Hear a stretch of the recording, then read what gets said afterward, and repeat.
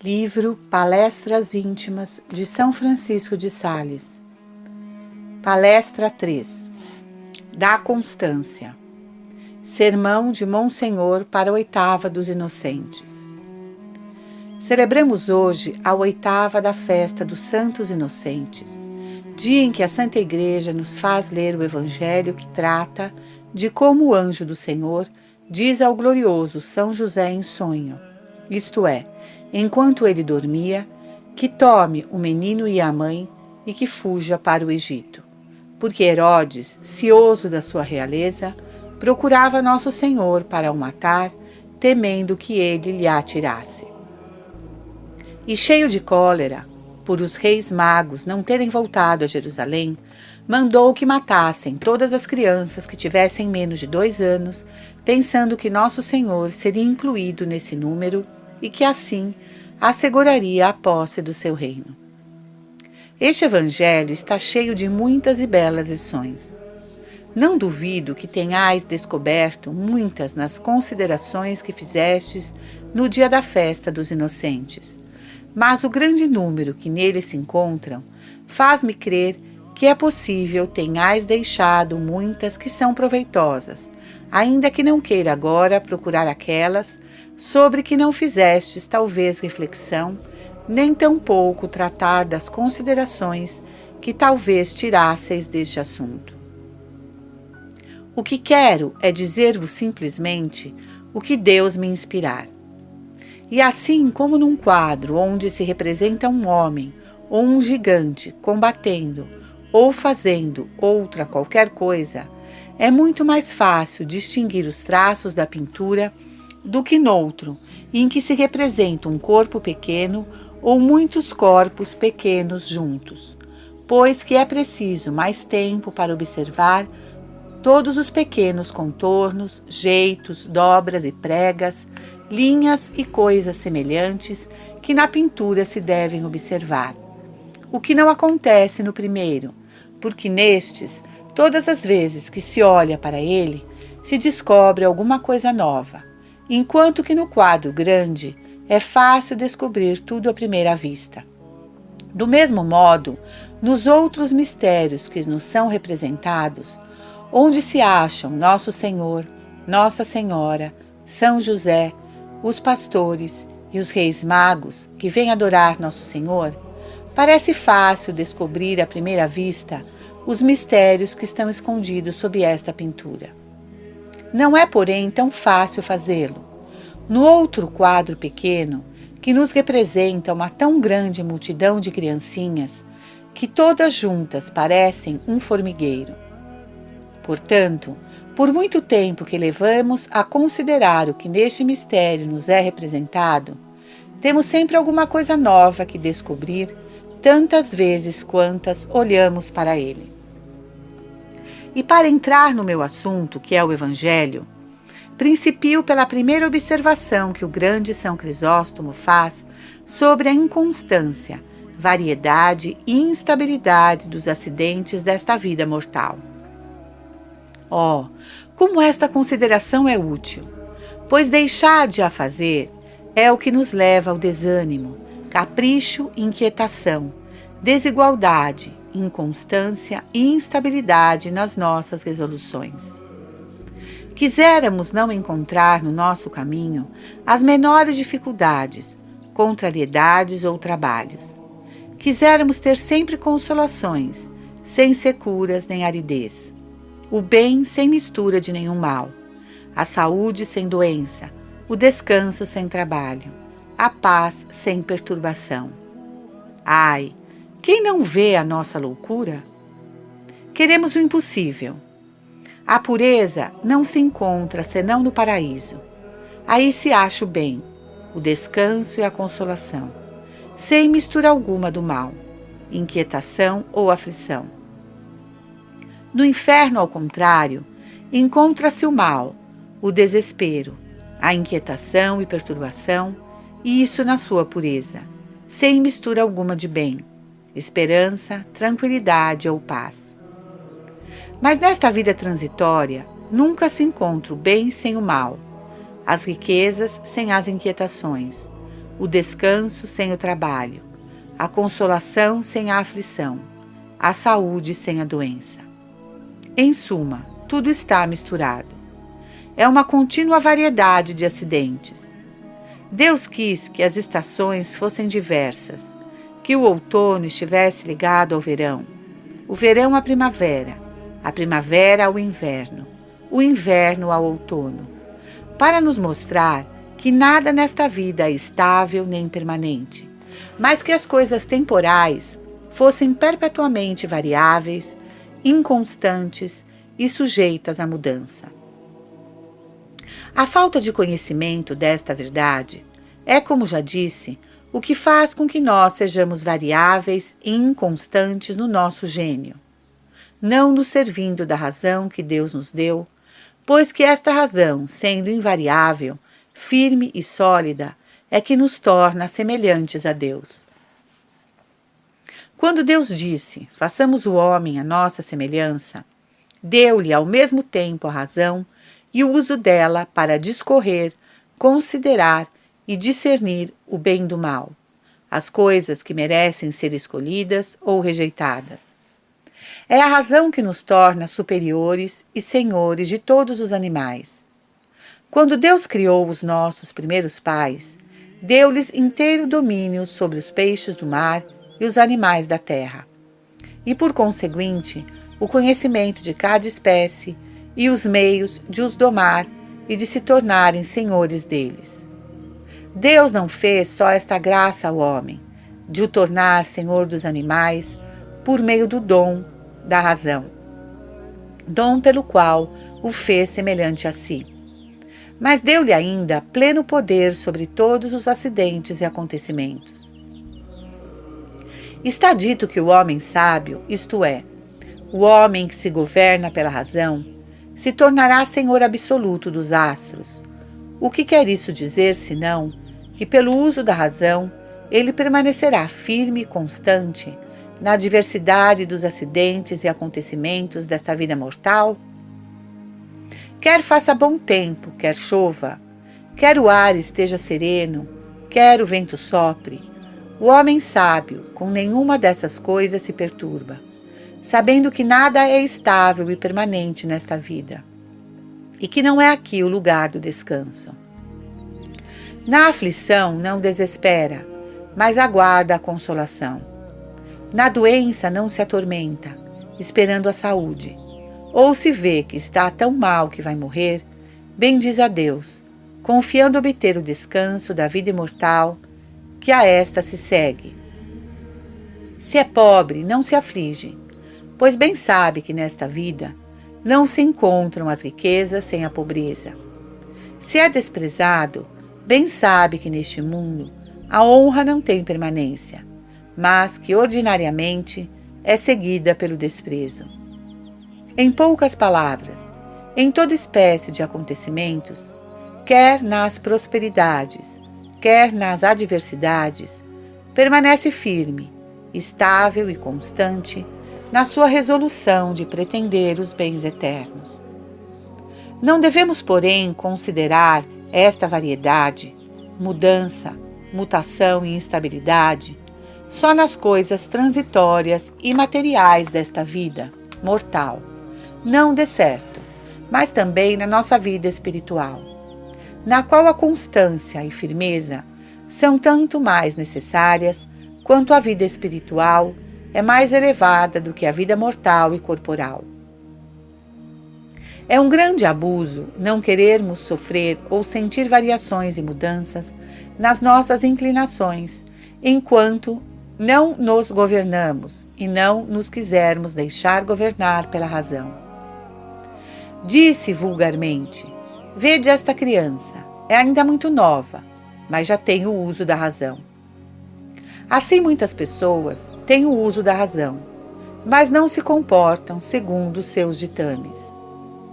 Deus deu a razão ao homem para o dirigir, porém poucos há que se deixem guiar por ela. Pelo contrário, deixam-se governar pelas suas paixões, que deveriam estar sujeitas e obedecer à razão, segundo a ordem que Deus requer de nós. Quero fazer-me compreender mais familiarmente. A maior parte das pessoas do mundo deixam-se guiar e governar pelas paixões e não pela razão, e por isso são ordinariamente caprichosas e inconstantes. Se a paixão a inclina a que se deitem cedo ou tarde, fazem-no. Se é de ir ao campo, levantam-se de manhã. Se querem jantar ou almoçar tarde ou cedo, fazem-no também. E não só são estas pessoas mutáveis e inconstantes, no que acabamos de dizer, mas são-no também na conversação, não se acomodando com todos, mas só com aqueles com quem lhe apraz. Deixam-se levar pelas inclinações e afetos particulares, sem que tudo isso seja considerado como um vício entre os mundanos. E contanto que não incomodem demasiado o espírito do próximo, não se acha que sejam caprichosas e inconstantes. E por quê? Porque isso é um mal ordinário entre os mundanos. Na religião, porém, não pode uma pessoa deixar-se levar tanto das suas paixões, pois que, no que diz respeito às coisas exteriores, lá estão as regras para nos ter regulados no tocante a orar, comer e dormir, e fazer os outros exercícios. E isso sempre à mesma hora, quando a obediência ou o sino nolo indica. Além disso, temos sempre a mesma conversação, pois que não nos podemos separar. Em que se pode, pois, exercer o capricho e a inconstância? Na diversidade das inclinações, vontades e desejos. Agora estou alegre, porque tudo me sai à medida dos meus desejos. Daqui a um instante estarei triste, porque tive uma pequena contrariedade que não previa. Mas não sabeis que não é aqui o lugar onde a consolação se encontra pura, sem mistura de desgosto, e que nesta vida se encontram semelhantes acidentes? Hoje que tendes consolações na oração, estais cheia de ânimo e bem resolvida a servir a Deus. Porém amanhã que estareis árida, já não tendes coragem para o servir e direis: meu Deus, estou fraca e abatida. Ora, dizei-me, se vos governasseis pela razão, não veríeis que se era bom servir a Deus ontem, é muito bom servi-lo também hoje? Pois ele é sempre o mesmo Deus, tão digno de ser amado, quando estáis áridas, como quando estáis consoladas. Agora queremos uma coisa, e amanhã outra. O que vejo fazer agora a fulana agrada-me. Daqui a um instante, esta mesma coisa desagradar-me-á, a ponto de ser capaz de me fazer ter-lhe aversão. Agora gosto muito de uma pessoa, e agrada-me sobremaneira a sua conversação. Amanhã custar-me-á suportá-la. E o que quer isso dizer? Não é ela, porventura, tão digna de ser amada hoje como era ontem?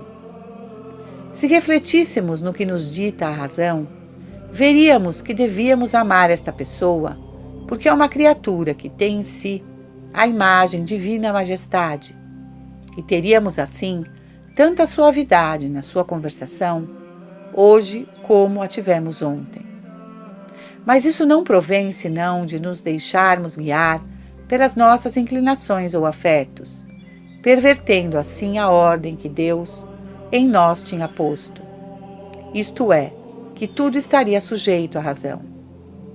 Se a razão não dominar sobre todas as nossas potências, faculdades, paixões, inclinações e afetos, enfim, sobre tudo o que há em nós, o que acontecerá senão uma contínua vicissitude, inconstância, variedade, mudança, capricho, que nos fará estar agora fervorosos e pouco depois tíbios, negligentes e preguiçosos, agora alegres e logo melancólicos? Estaremos tranquilos uma hora e depois inquietos 2 dias. Ou seja, a nossa vida passar-se-á na ociosidade e perda de tempo. Sobre este primeiro ponto, portanto, somos incitados e convidados a refletir na inconstância e variedade dos acontecimentos, quer nas coisas temporais, quer nas espirituais, para que, quando acontecerem algumas que pudessem assustar-nos, como coisas novas e não previstas, não percamos o ânimo, nem nos deixemos levar da desigualdade de gênio no meio da desigualdade dos acontecimentos. Mas, pelo contrário, sujeitos à razão que Deus nos deu, permaneçamos firmes, constantes e invariáveis na resolução que tomamos de servir a Deus, constante, valorosa, afoita e ardentemente e sem interrupção. Se eu falasse diante de pessoas que me não compreendessem, procuraria explicar o melhor que me fosse possível o que acabo de dizer. Mas vós sabeis que tenho feito sempre a diligência de vos gravar bem na memória esta santíssima igualdade do Espírito, como sendo a virtude mais necessária e particular da religião. Todos os antigos padres das religiões tiveram particularmente em vista fazer com que esta igualdade e estabilidade de gênio e de espírito reinasse nos seus mosteiros.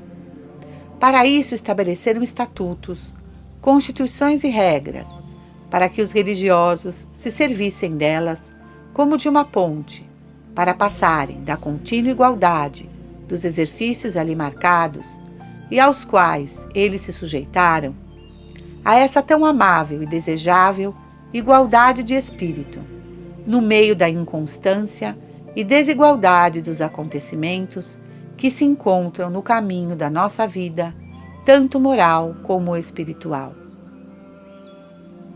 O grande São Crisóstomo diz: ó homem, que te impacientas, porque nem tudo sucede ao teu gosto, não te envergonhas de ver que quiseras o que se não encontrou nem mesmo na família de nosso Senhor? Rogo-te que consideres a vicissitude, mudança e diversidade de acontecimentos que nela se encontram. Nossa Senhora recebeu a notícia que conceberia do Espírito Santo um filho que seria nosso Senhor e Salvador. Que alegria, que júbilo para ela nessa hora sagrada da encarnação do Verbo Eterno. Pouco depois, São José percebe que ela vai ser mãe. Ó Deus, que aflição! Em que amargura se encontra? E que dor e amargura não sentiu Nossa Senhora ao ver o seu caro esposo prestes a deixá-la, pois que sua modéstia não lhe permitia descobrir a São José a honra e graça com que Deus a gratificara. Passada esta tempestade, tendo o anjo descoberto a São José o segredo deste mistério, que consolação para ambos! Quando Nossa Senhora dá à luz o seu filho, os anjos anunciam o seu nascimento. Os pastores e os reis magos vêm adorá-lo. Deixo à vossa consideração o júbilo e consolação que eles teriam nessas ocasiões. Mas esperai, ainda não é tudo. Pouco depois, o anjo do Senhor vem dizer em sonho a São José: toma o menino e a mãe e foge para o Egito, pois que Herodes quer mandar matar o menino. Oh, que grande dor estas palavras deviam ter causado a Nossa Senhora e a São José.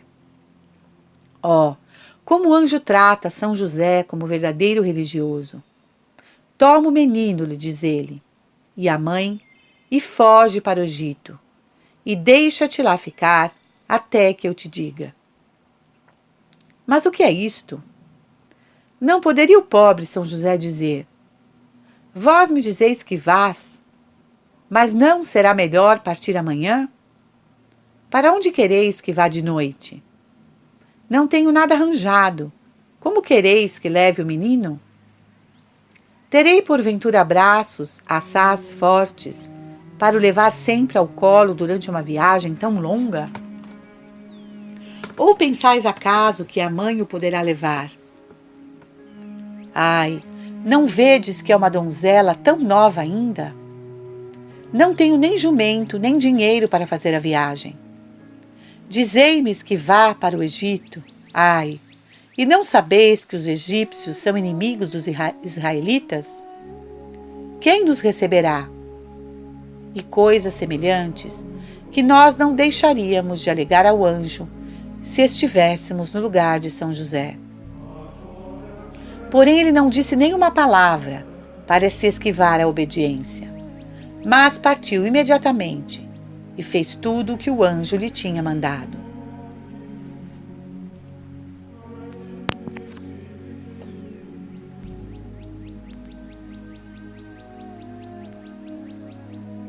Há muitas e belas considerações a fazer sobre esta ordem, e, em primeiro lugar, ensina-se-nos que, no que diz respeito à obediência, não deve haver nenhuma demora nem dilação.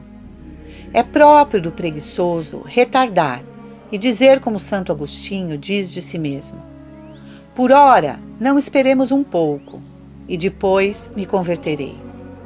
O Espírito Santo não quer demoras, mas deseja que tenhamos uma grande prontidão em seguir as suas inspirações. O que nos perde é a nossa covardia, que nos faz dizer: emendar-me-ei. E por que não nesta mesma hora em que ele nos inspira e impele? É que somos tão ternos conosco que tememos tudo que nos tira da preguiça e inércia, que nos parece ser um descanso, que não quer ser interrompido por nenhuma solicitação que nos leve a sair de nós mesmos. E dizemos quase como o preguiçoso que se queixava de que o queriam fazer sair da casa. Como hei de sair, dizia ele, se há um leão na estrada e ursos no caminho, e sem dúvida me vão devorar? Oh, que pena deixarmos Deus bater à porta dos nossos corações tantas vezes antes que lhe queiramos abrir e permitir que neles faça a sua morada, pois é para temer que o irritemos e obriguemos a abandonar-nos. Além disso, devemos considerar a grande paz e igualdade de espírito da Santíssima Virgem de São José, na constância que tiveram na variedade tão grande de acidentes, como já dissemos. Ora, vede se temos razão para nos perturbar e admirar se encontramos semelhantes coisas na casa de Deus, que é a religião, pois que se encontraram na família de Nosso Senhor, na qual residia Ele, que é a própria constância e imutabilidade. É preciso dizer e tornar a dizer muitas vezes, a fim de melhor o gravar no nosso espírito, que a desigualdade dos acontecimentos não deve nunca levar-nos à desigualdade de espírito, pois que essa desigualdade não provém senão de nossas paixões, inclinações e afeições imortificadas, as quais não devemos ter poder algum sobre nós, logo que nos incitem a fazer ou desejar alguma coisa, por pequena que seja, contrária ao que a razão nos dita dever fazer-se ou deixar de se fazer para agradar a Deus.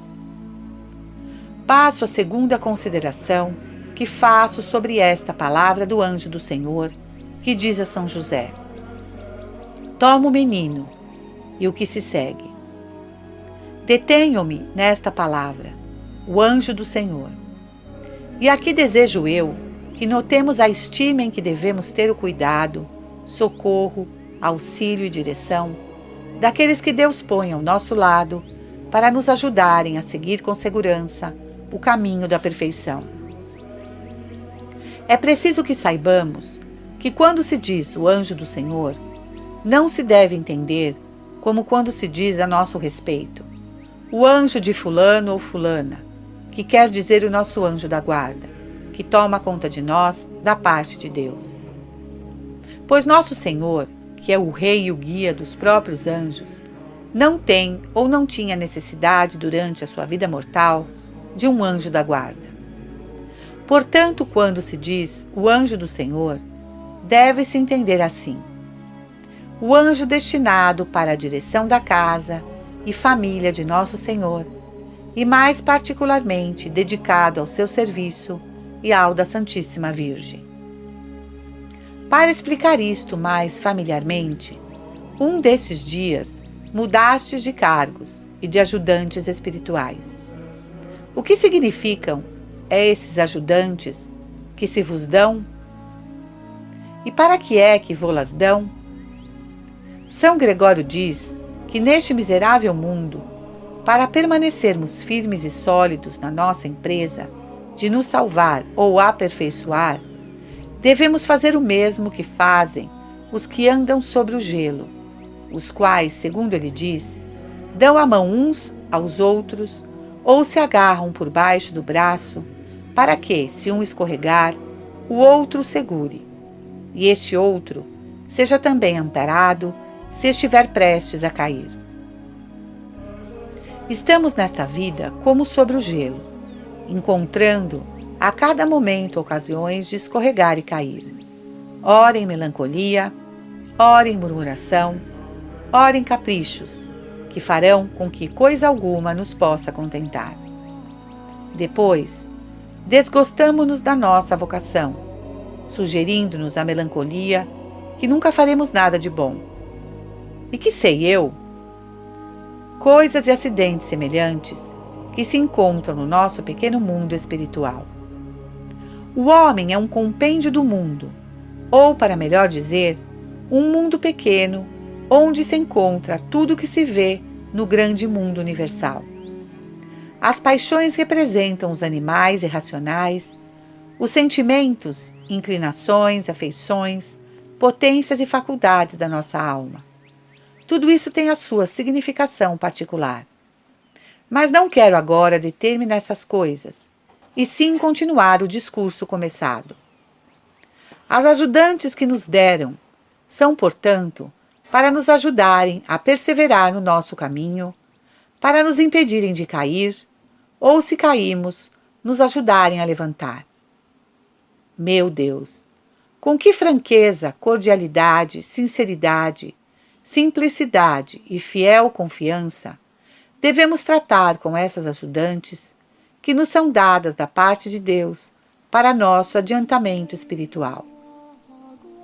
Devemos tratar com elas como com os nossos anjos da guarda e considerá-las como tais.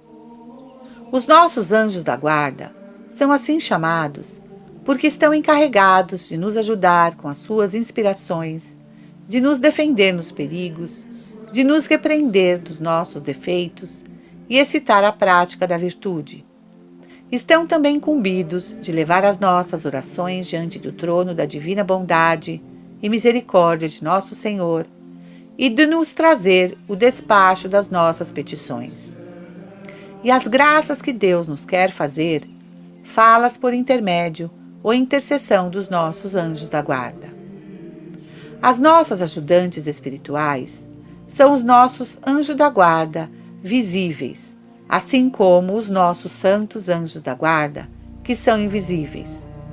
As nossas ajudantes fazem visivelmente o que os nossos anjos fazem interiormente, pois advertem-nos dos nossos defeitos, animam-nos nas nossas fraquezas e negligências, excitam-nos a continuar os nossos esforços para chegarmos à perfeição.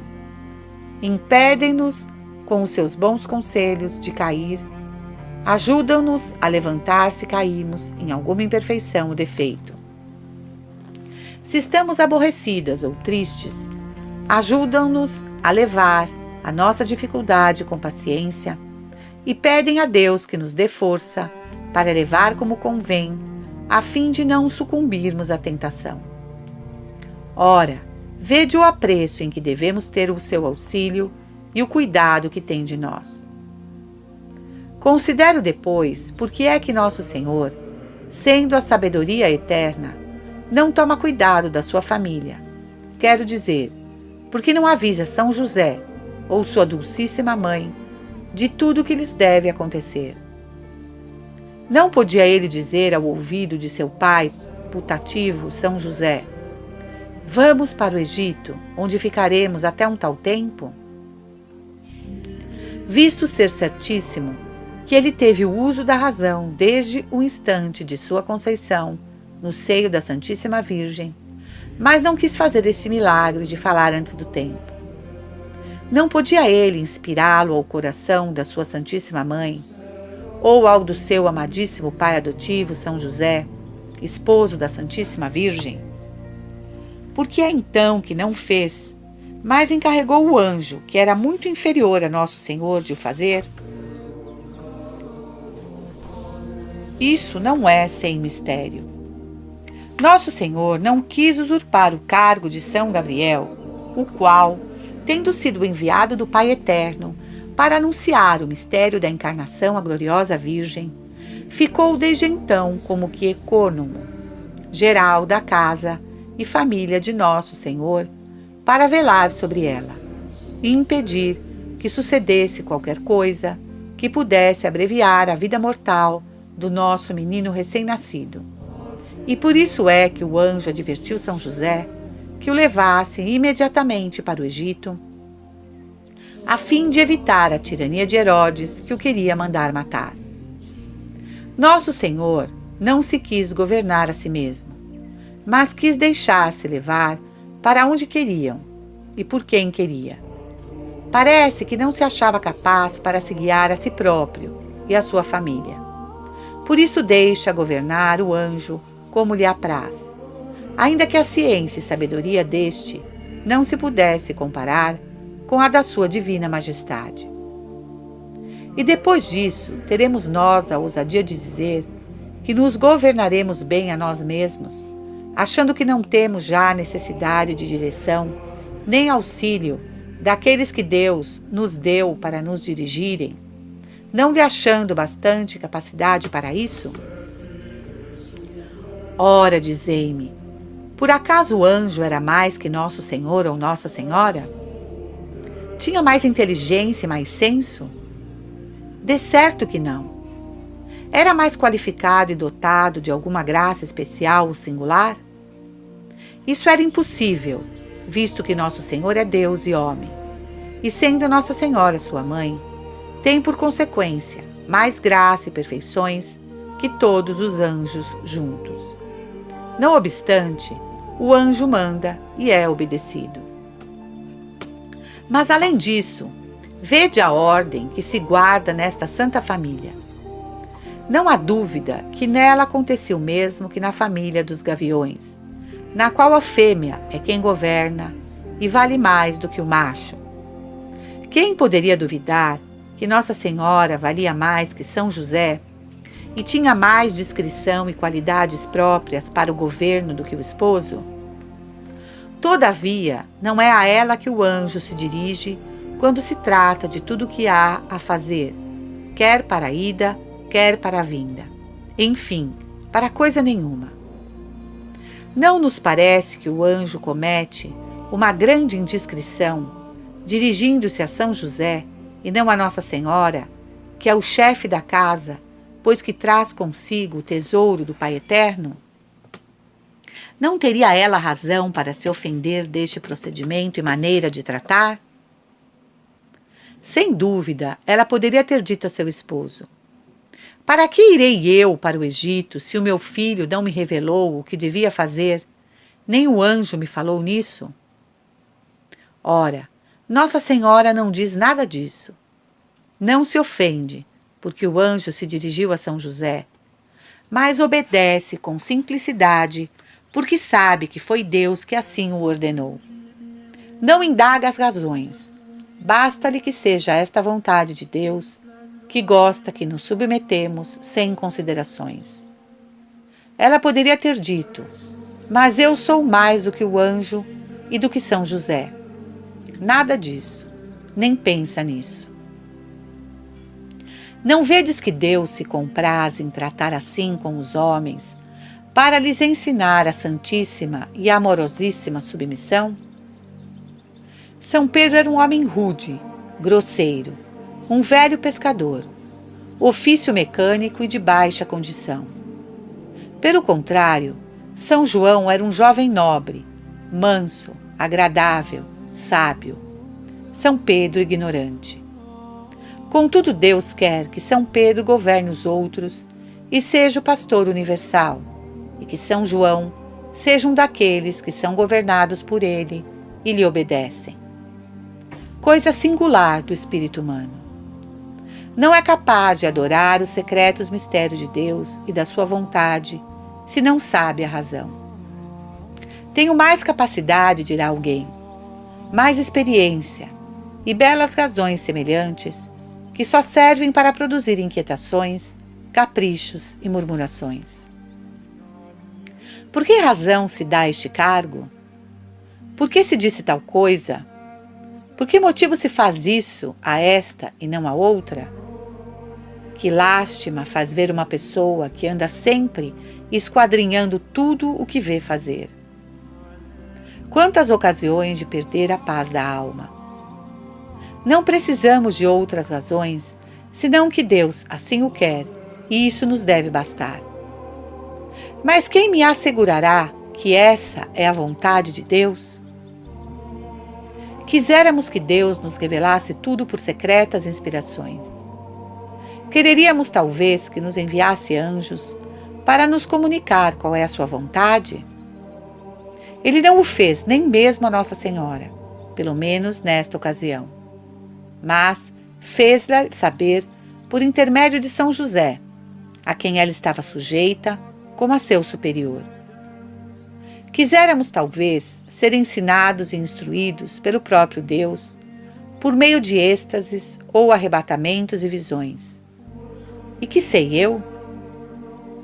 Semelhantes bagatelas que forjamos no nosso espírito e não nos queremos sujeitar ao caminho amabilíssimo e comum de uma santa submissão à direção daqueles que Deus nos deu por superiores, assim como a observância das regras. Baste-nos, pois, saber que Deus quer que obedeçamos sem nos entretermos em considerar a capacidade daqueles a quem devemos obedecer. Assim sujeitaremos o nosso espírito a seguir com toda a simplicidade o caminho felicíssimo de uma santa e tranquila humildade que nos tornará infinitamente agradáveis a Deus. Convém passar agora à terceira consideração, que é uma observação que fiz sobre a ordem que o anjo deu a São José, que tomasse o menino e a mãe e fosse para o Egito e lá ficasse, até que o avisasse que podia voltar. Na verdade, o anjo foi bem lacônico e tratou São José como bom religioso. Vai e não voltes sem que eu te diga. Por esta maneira de proceder entre o anjo e São José, ensina-se-nos, em terceiro lugar, como nós devemos embarcar no mar da divina providência, sem víveres, sem remos, sem velas, enfim, sem provisões de espécie alguma, mas abandonar todo o cuidado de nós mesmos a Nosso Senhor, sem reflexões, nem réplicas, nem temor algum do que nos poderá acontecer. O anjo diz simplesmente: toma o menino e a mãe e foge para o Egito, sem lhe dizer nem por que caminho, nem que provisões terão para fazer a viagem, nem para que parte do Egito, nem tampouco quem ali os receberá, nem de que se sustentarão quando lá estiverem. Não teria o pobre São José tido razão para replicar? Dizei-me que parta, mas há de ser já? Imediatamente, para nos mostrar a prontidão que o Espírito Santo requer de nós quando nos diz: surge, levanta-te, saindo de ti mesmo e de tal imperfeição. Ai, como o Espírito Santo detesta demoras e dilações. Peço-vos que considereis o grande padroeiro e modelo dos perfeitos religiosos, o santo Abraão. Vede como Deus o trata. Abraão sai da tua terra e dentre os teus parentes, e vai à montanha que eu te mostrar. Que dizeis, Senhor, que saia da cidade? Mas dizei-me se devo ir para o lado do Oriente ou do Ocidente. Abraão não faz a menor réplica, mas parte dali imediatamente, e vai para onde o Espírito de Deus o conduz, até uma montanha que foi depois chamada Visão de Deus, pois que nessa montanha recebeu assinaladas graças, querendo Deus mostrar quanto a prontidão à obediência lhe é agradável. Não teria podido São José dizer ao anjo: dizei-me que leve o menino e a mãe, mas dizei-me, por favor, com que usei de sustentar no caminho? Porque bem sabeis, meu senhor, que não temos dinheiro. Não disse nada disto, mas confiou plenamente que Deus proveria. E Deus assim o fez, ainda que com parcimônia, fazendo-lhes encontrar com que se sustentarem parcamente, quer pelo ofício de São José, quer por esmolas que lhes davam.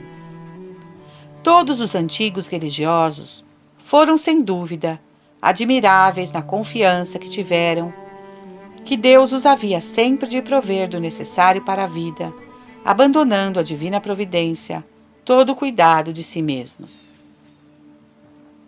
Mas observo que não basta descansar na divina providência no que diz respeito às coisas terrestres, mas ainda mais o devemos fazer no tocante à nossa vida espiritual e à nossa perfeição. Sem dúvida, não é senão o demasiado cuidado que temos de nós mesmos que nos faz perder a tranquilidade de espírito e nos leva tantas vezes a desigualdades e caprichos de gênio, porque logo que temos alguma contrariedade, ou mesmo quando percebemos o menor sinal da nossa imortificação, ou cometemos alguma falta, por pequena que seja, parece-nos logo que tudo está perdido. É grande maravilha vermos-nos tropeçar algumas vezes no caminho da perfeição. Mas sou tão miserável, tão cheia de imperfeições. Conhecei-los bem? Bendizei a Deus por vos ter dado este conhecimento, e não vos lamenteis tanto. Sois bem feliz por conhecer que não sois senão a própria miséria. Depois de terdes louvado a Deus pelo conhecimento que vos deu, cortai por esta sensibilidade inútil que vos faz queixar de vossa enfermidade.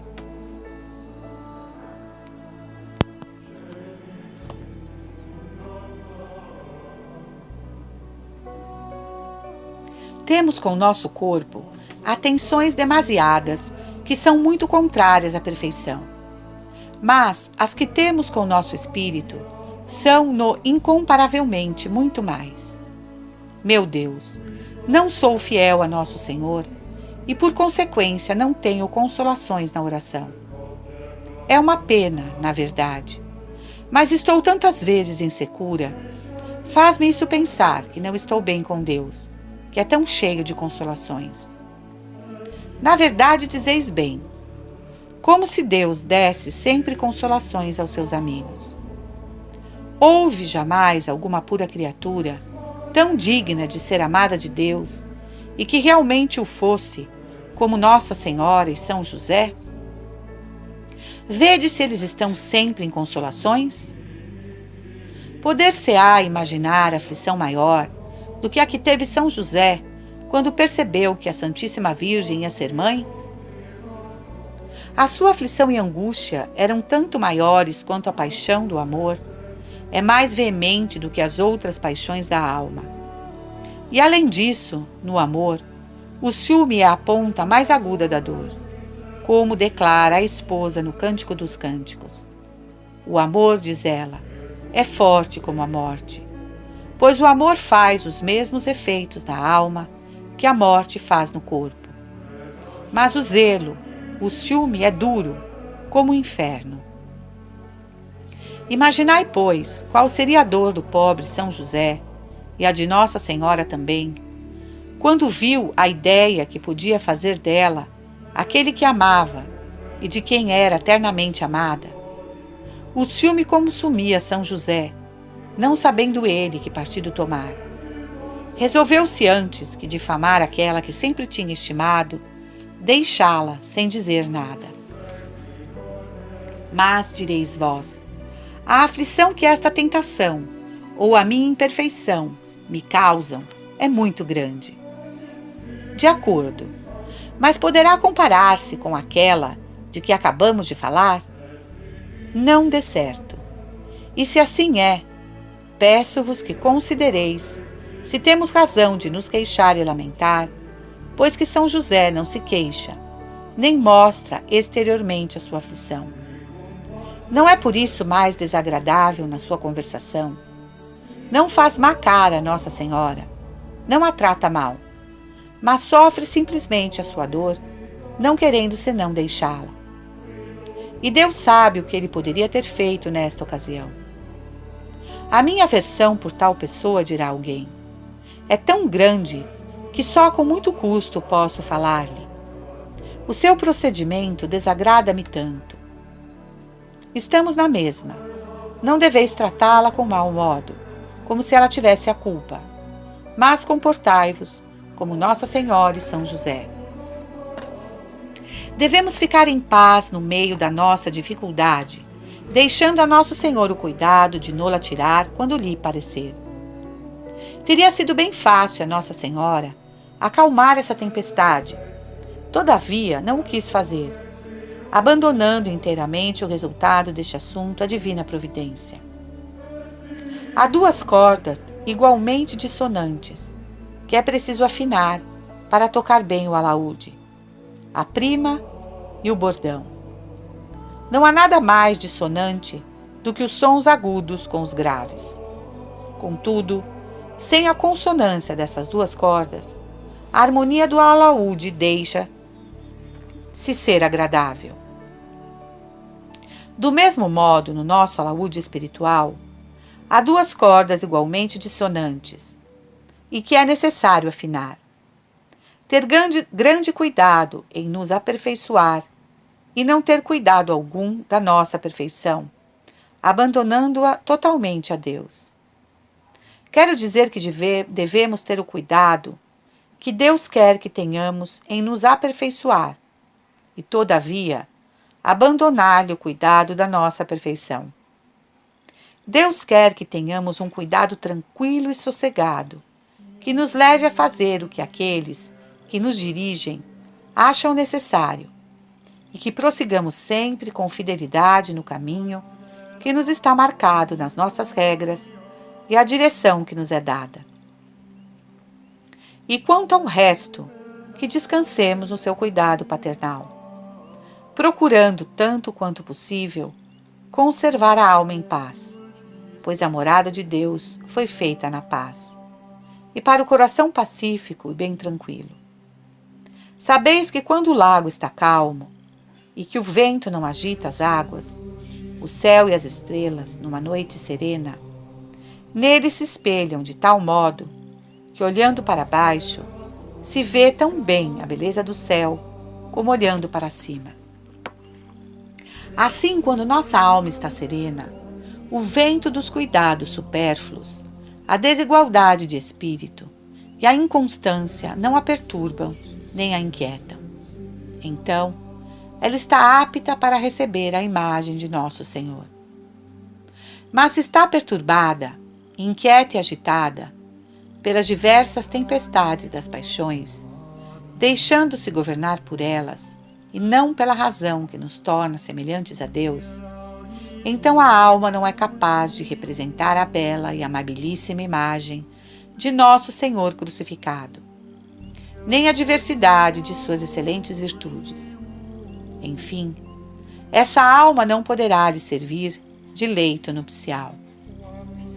Portanto, devemos abandonar o cuidado de nós mesmos à divina providência e, contudo, fazer de forma simples e de boa vontade o que estiver ao nosso alcance para nos corrigirmos e aperfeiçoarmos, tendo sempre cuidado para não nos perturbarmos e, assim, não perdermos a paz do espírito. Noto, finalmente, que o anjo disse a São José que ficasse no Egito até que ele o avisasse para voltar, e que este bom e glorioso santo não lhe replicou: "E quando será, Senhor, que me avisareis?" Para nos ensinar que, quando nos mandam abraçar algum exercício, não devemos dizer: Será por muito tempo? Mas abraçá-lo com simplicidade, imitando a perfeita obediência de Abraão, quando Deus lhe ordenou que lhe sacrificasse o seu filho. Não replicou, não se queixou, nem demorou a execução da ordem de Deus. Por isso Deus o favoreceu grandemente, fazendo achar um carneiro, que sacrificou sobre a montanha, em vez do filho, contentando-se Deus com a sua boa vontade. Concluo fazendo notar a simplicidade que São José praticou, indo por ordem do anjo para o Egito, onde sabia que ia encontrar tantos inimigos quantos eram os habitantes deste país. Não podia ele ter dito: fazei-me levar o menino, fazei-me fugir de um inimigo, e ides meter-nos nas mãos de milhares de outros que vamos encontrar no Egito, pois que nós somos de Israel? Não fez uma única reflexão sobre a ordem recebida, e por isso partiu cheio de paz e confiança em Deus. Do mesmo modo, quando se nos dera o encargo, não digamos: meu Deus, sou tão precipitada que se me derem tal cargo, farei 1000 faltas de tranquilidade. Sou tão distraída que se me dão o cargo de porteira, sê-lo-ei muito mais, pois sabem-se tantas novidades na portaria. Mas se me deixassem estar na cela, seria tão modesta, tão tranquila, estaria tão recolhida. Ide com simplicidade para o Egito, para o meio do grande número de inimigos que lá tendes, pois Deus, que para lá vos manda, vos conservará, e não morrereis. Pelo contrário, se ficardes em Israel, onde se acha o inimigo da vossa própria vontade, sem dúvida, ele vos fará morrer. Não seria bem escolher cargos, temendo não fazer nele o nosso dever. Porém, quando é por obediência, não aleguemos desculpas, porque Deus está conosco e nos fará adiantar mais na perfeição do que se não tivéssemos nada para fazer. Não nos lembrais o que já vos disse outras vezes, mas que não é mal repetir. A virtude não requer que estejamos livres da ocasião de cair na imperfeição que lhe é contrária. Não basta, diz Cassiano, para sermos pacientes e mansos, estarmos privados da conversação dos homens, pois aconteceu-me, estando só na cela, impacientar-me, tanto quando o meu isqueiro não me dava fogo, que o atirei longe, porque fui tomado pela cólera. Mas é preciso concluir, e assim deixar-vos no Egito com nosso Senhor, o qual, como eu creio, e também ao parecer de outros, quando ele tinha algum tempo livre, depois de ter ajudado seu pai putativo, São José, em alguma cruzinha, fazia ele mesmo as suas, começando desde então a mostrar o desejo que tinha da última hora da redenção.